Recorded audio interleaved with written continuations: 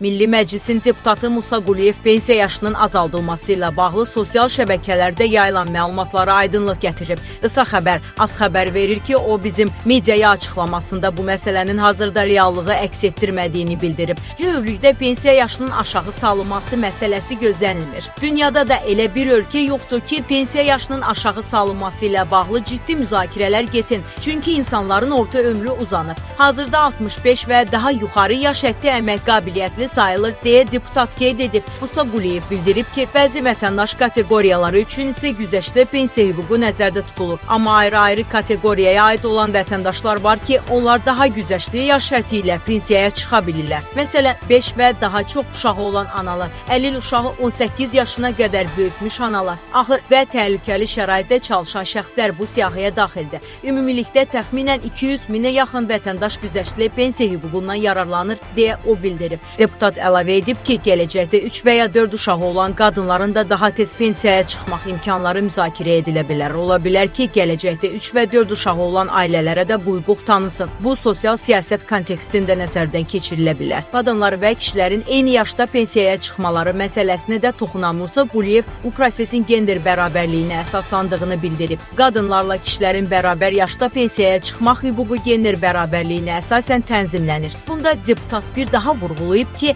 yaxın gələcəkdə pensiya yaşının azaldılması nəzərdə tutulmur.